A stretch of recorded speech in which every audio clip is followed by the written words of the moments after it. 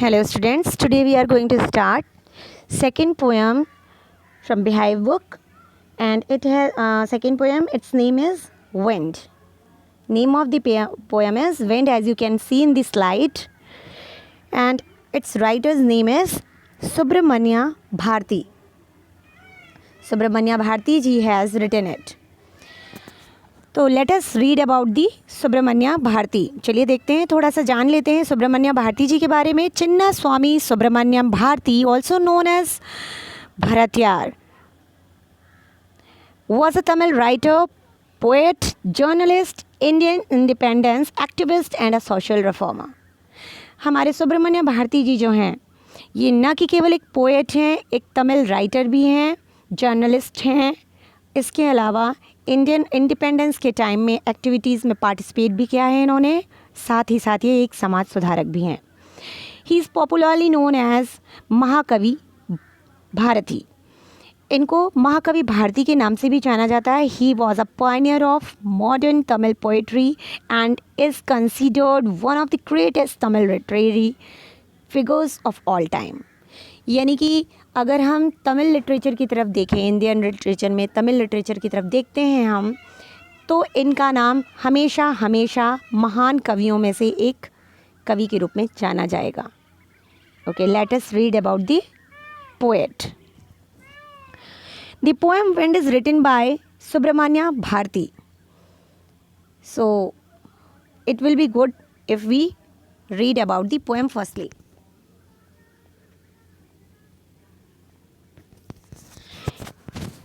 The wind blows strongly and causes a lot of destruction. जब भी हवा तेज़ी से बहती है तो ये हमेशा बहुत सारा नुकसान कर जाती है. How can we make friends with it? उस हवा के साथ जो ज़रा सी स्पीड बढ़ने पर बहुत सारे नुकसान का कारण बन जाती है, क्या हम उसके साथ दोस्ती कर सकते हैं? कैसे हम अपनी लाइफ की मुसीबतों को पीछे छोड़ सकते हैं? किस तरह से हम अपने दुश्मनों को भी अपना दोस्त बना सकते हैं? In this poem the poet has explained all the things. So let us start reading. Wind come softly. The poet is saying to the wind, wind come softly. हवा ज़रा धीरे बहो. Don't break the shutters of the windows. अरे देखो, तुम इतनी ज़ोर से बह रही हो, तुमने स्टार्ट कर दिया है शटर्स को बहुत ज़ोर से हिलाना. अगर तुम शटर्स को इसी तरह से बार बार मूव करवाती रही तो ये शटर्स ब्रेक टूट जाएंगे. डोंट ब्रेक, इन्हें मत तोड़ो. Next, don't scatter the papers. अरे उन पेपर्स को मत फैलाओ, उन्हें स्कैटर मत करो. Don't throw down the books on the shelf. अरे अब तो तुमने बुक्स को गिराना भी शुरू कर दिया. हवा जब थोड़ा सा भी तेज़ से बहती है तो वो बुक्स को भी हिलाने में गिराने में सक्षम होती है, आप अच्छी तरह से जानते हैं. तो कह रहे हैं अरे तुमने तो अलमारियों पर रखी हुई अच्छी भली किताबों को भी गिराना शुरू कर दिया है. डोंट थ्रो डाउन, उन्हें नीचे मत गिराओ. देयर, वहाँ. लुक व्हाट यू डिड, देखो तुमने वहाँ क्या कर दिया है. You through them all down, तुमने सारी बुक्स नीचे गिरा दी हैं. You tore the pages of the books, तुमने बुक्स के पेजेस भी फाड़ दिए हैं. यू ब्रॉट रेन अगेन, और तुम्हारी वजह से ना वो बारिश जो चली गई थी, उन बादलों को तुम वापस ले आई हो और तुमने बारिश भी करवा दी है. तो फ्रेंड्स, अगर हम विंड को इस तरह से ऑर्डर देते रहेंगे, विंड तेज़ मत चलो, खिड़कियों के दरवाजे मत तोड़ो, पेपर्स को मत बिखराओ, इस तरह से रिएक्ट मत करो, तो क्या विंड सुन लेगी? No, it will not listen to you. Never, कभी भी नहीं. वो कभी आपको नहीं सुनेगी, क्योंकि उससे जो काम करना है वो अपना काम करेगी. यानी कि हम अगर चाहें कि कंडीशंस हमारे साथ हो जाएं और तब हम वर्क करें, तो it is not possible. Condition कभी भी हमारे फेवर में नहीं होती है. हमें कंडीशंस को, सिचुएशंस को हैंडल करते हुए आगे बढ़ना पड़ता है. तो आपने फर्स्ट स्टैंजा में ये देखा कि किस तरीके से जो पोएट है, he is addresses the wind and ask it to blow softly. किस तरह से वो विंड से कह रहा है कि धीमे बहो. He asked the wind not to break the shutters of the windows. He asked the wind not to throw the papers here and there. उसने मना किया है कि पेपर्स को यहाँ वहाँ मत बिखराओ. He asked it not to throw down the books. उसने बुक्स को भी नीचे फेंकने से मना किया. That are arranged on the shelf, जो कि शेल्फ पे बहुत अच्छे से लगी हुई थी. लेकिन कहाँ सुनती है विंड? हवा कहाँ सुनती है किसी की? परिस्थितियाँ कहाँ किसी के अकॉर्डिंग होती हैं? अब वो उसको हर चीज़ के लिए ब्लेम कर रहा है. हम हमेशा परिस्थितियों को कोसते रहते हैं. अगर उस समय ऐसा नहीं हुआ होता तो शायद मैं कुछ अच्छा कर पाता. यही हमारी सबसे बड़ी मिस्टेक होती है. हमारे साथ अच्छा तब होता है जब हम परिस्थितियों को फेस करने के साथ साथ अपनी हिम्मत को जुटा कर रखते हैं और परिस्थितियों का सामना करते हैं. अभी देखिए, in the next paragraph, in the next stanza, he is again addressing the wind. You are very clever at poking fun at weaklings. तुम तो बहुत चालाक हो, तुम कमज़ोरों का मजाक उड़ाती हो. पोकिंग फन होता है मेकिंग फन ऑफ समथिंग, है ना, किसी चीज़ का मजाक उड़ाना. तो कह रहा तुम तो बहुत ही चालाक हो. यू आर वेरी क्लेवर, तुम बहुत क्लेवर हो, बहुत चालाक हो. At poking fun at weaklings, जो वीक पीपल हैं, वीक चीज़ें हैं, उनका तुम कितनी आसानी से मजाक बना देती हो. Frail, crumbling. Frail means weak. Crumbling means torn to pieces. Means जो जर्जर हैं, जिनकी स्थिति थोड़ी सी ख़राब है, जो बहुत ज़्यादा स्ट्रॉन्ग कंडीशन में नहीं है. Houses, doors, rafters.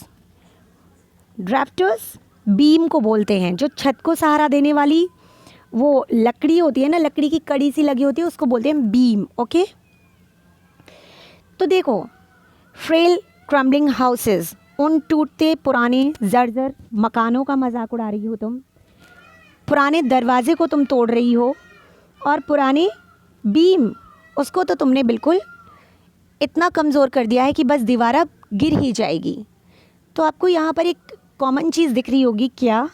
Frail and crumbling, जो वीक हैं, जो कमज़ोर हैं, जिनकी कंडीशन अच्छी नहीं है, जो विंड है वो उन्हीं का मजाक बना रही है. क्रम्बलिंग वुड, देखो तुमने उस क्रम्बलिंग वुड यानी कि उन पेड़ों का भी मजाक बना रखा है जो कमज़ोर हैं.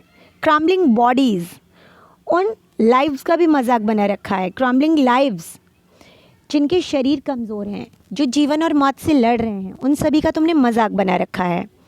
क्रम्बलिंग हार्ट्स, जिनके दिल कमज़ोर हैं. जैसे ही हवा तेज़ तेज़ चलती है तो आपने देखा होगा कि जिनके दिल कमज़ोर होते हैं वो घबराने लगते हैं. और आपने अक्सर सुना होगा कि जब मौसम ज़्यादा ख़राब होता है तो वो लोग जो बीमार होते हैं उनकी डेथ केसेस आपको बहुत ज़्यादा सुनने में आते होंगे. Because they are unable to bear the changes of the atmosphere, है ना. वो चेंजेस को नहीं सह पाते हैं और वो अपना दम तोड़ देते हैं. तो अक्सर उन चीज़ों को जीतना बहुत आसान होता है जो अपने आप में कमज़ोर होती हैं. The poet says to the wind that it makes fun of the weak things as well as weak creatures. Poet ने स्टैंजा में आपको समझाया है कि जो विंड है वो हमेशा उन चीज़ों का मजाक उड़ाती है जो कमज़ोर हैं.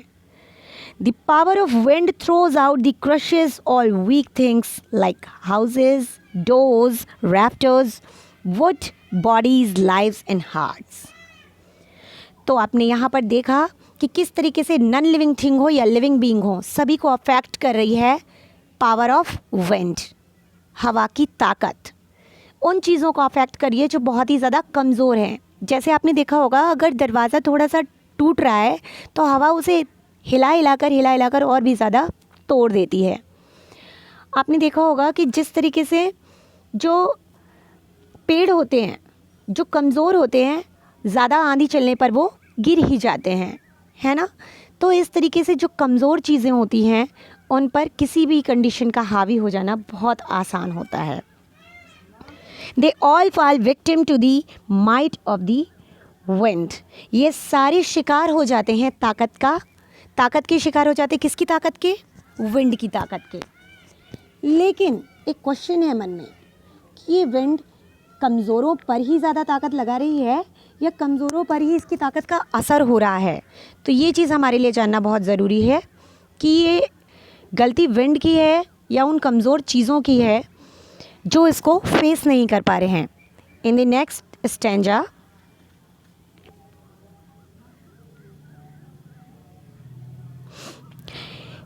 he won't do what you tell him. Here, poet is addressing you.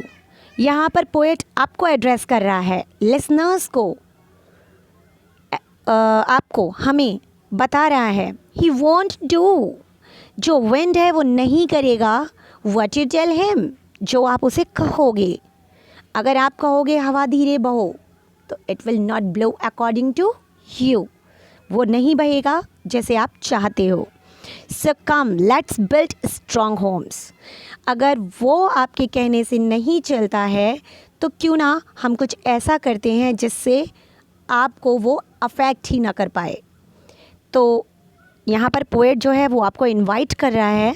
सो कम, तो चलो चलते हैं, लेट्स बिल्ड, बनाते हैं स्ट्रॉन्ग होम्स, इतने मजबूत घर जिन पर विंड का कोई असर ना हो पाए। Let's join the doors firmly, चलो आज उन दरवाज़ों को जिनको मरम्मत की ज़रूरत है उन्हें रिपेयर कर देते हैं। Practice to form the body, चलो अपनी बॉडी को इतना फॉर्म बनाते हैं, इतना दृढ़, इतना स्ट्रॉन्ग बनाते हैं कि जिससे विंड हमारी बॉडी पर कोई भी असर न दिखा पाए। Make the heart stead fast, अपने दिलों को मजबूत बना लो। डू दिस, आपको केवल इतना ही करना है। And wind will be friends with us, और हवा हम सबकी दोस्त हो जाएगी। तो यहाँ पर हमें पोएट ने एड्रेस किया है, wind has great might and it will not stop destroying us. हवा के पास इतनी ताकत है और वो कभी नहीं रुकेगी अपनी ताकत को आजमाने से। हवा अपनी ताकत को आजमाएगा और वो आप सभी को, हम सभी को डिस्ट्रॉय, तहस नहस कर देगा। If asked to do so, अगर हमने उससे कहा तो भी वो नहीं सुनेगा, वो वही करेगा जो उसे करना है। Therefore in order to face it we have to build strong homes, तो परिणाम स्वरूप अगर हमें जीना है, अगर हमें आगे बढ़ना है, अगर हमें कंटिन्यू करना है, तो जाहिर सी बात है हमें ही कुछ ऐसा करना होगा जिससे हवा हम पर नहीं बल्कि हम हवा को जीत सकें। हमें स्ट्रॉन्ग होम्स बनाने होंगे, हमें अपने दरवाज़ों को बंद करके रखना होगा मजबूती से, जिससे हवा उन पर हावी ना हो सके। हमें अपनी बॉडी को बहुत मजबूत बनाना होगा। We have to practice to make our body firm and the heart strong, अपने दिलों को मजबूत बनाना होगा। Then alone we will be able to face the wind, और तब हमें किसी के सहारे की ज़रूरत नहीं होगी।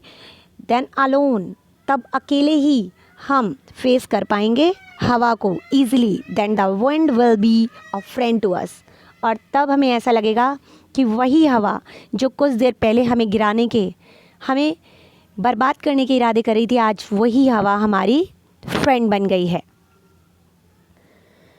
Okay, next stanza, stanza number 4 and the last one stanza of this poem. The wind blows out weak fires, he makes strong fires roar and flourish.